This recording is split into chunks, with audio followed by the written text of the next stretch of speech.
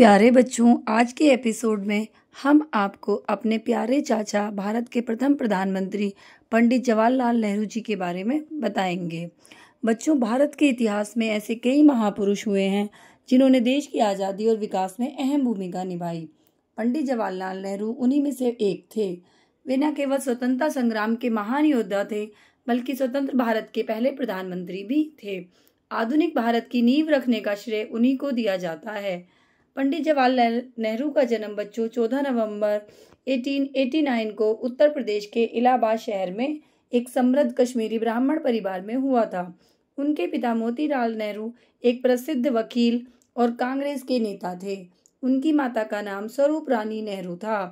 नेहरू के बचपन बहुत ही ऐशो आराम में बीता, लेकिन उनके विचारों में हमेशा एक गहरी सामाजिक चेतना रही।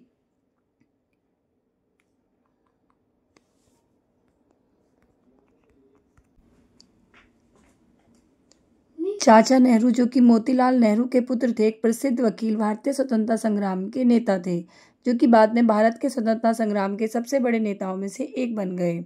महात्मा गांधी जी के प्रमुख सहयोगियों में से एक चाचा जवाहरलाल नेहरू बच्चों में सबसे बड़े थे, जिनमें से 2 लड़कियां थीं। एक बहन विजया लक्ष्मी पंडित बाद में संयुक्त राष्ट्र महासभा की पहली अध्यक्ष बनी। 16 वर्ष की आयु तक नेहरू ने घर पर ही कई अंग्रेजी शासिकाओं और शिक्षकों से शिक्षा प्राप्त की। उनमें से केवल एक आंशिक रूप से आयरिश, आंशिक रूप से बेल्जियम के थियोसिस्ट फर्डिनेंड ब्रुक्स ने उन पर कोई प्रभाव डालता प्रतीत हुआ। जवाहरलाल के पास एक आदरणीय भारतीय शिक्षक थे, जिन्होंने उन्हें हिंदी और संस्कृत पढ़ाई। 1905 में वे एक प्रमुख अंग्रेजी स्कूल हैरो गए।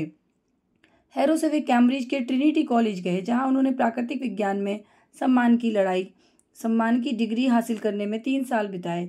कैम्ब्रिज छोड़ने के बाद उन्होंने लंदन के इनर टेम्पल में 2 साल बिताने के बाद बैरिस्टर की योग्यता प्राप्त की।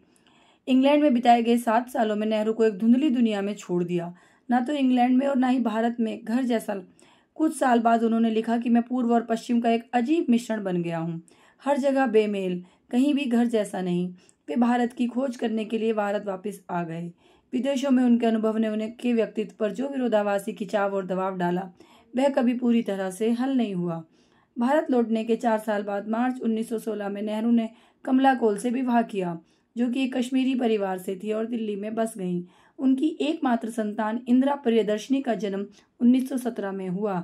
बाद में उन्होंने अपने विवाहित नाम इंदिरा गांधी के तहत भारत की प्रधानमंत्री के रूप में भी काम किया। इसके अलावा इंदिरा के बेटे राजीव गांधी ने अपने मां के बाद प्रधानमंत्री के पद के रूप में पदभार संभाला।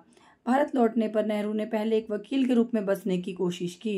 हालांकि अपने पिता के विपरीत उन्हें अपने पेशे में केवल एक अनियमित रुचि थी। न तो वकालत करना पसंद था, न ही वकीलों की संगति। उन्हें इस बारे में कोई सटीक विचार नहीं बनाया इसे कैसे हासिल किया जा सकता था। नेहरू की आत्मकथा से पता चलता है कि विदेशों में पढ़ाई के दौरान वे भारतीय राजनीति में गहरी दिलचस्पी रखते थे। नेहरू की गांधी जी से पहली मुलाकात सन 1916 में कांग्रेस की।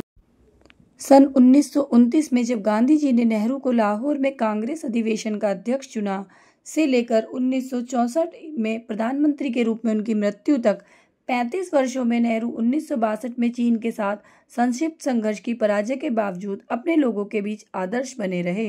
राजनीति के प्रति उनका धर्मनिरपेक्ष दृष्टिकोण गांधी जी के धार्मिक और परंपरावादी दृष्टिकोण के विपरीत था, जिसने गांधी जी के जीवन काल में भारतीय राजनीति को एक धार्मिक रूप प्रदान किया। वे वास्तव में एक सामाजिक गैर अनुरूपतावादी थे, जो कि हिंदू धर्म को धर्मनिरपेक्ष बनाने की कोशिश कर रहे थे।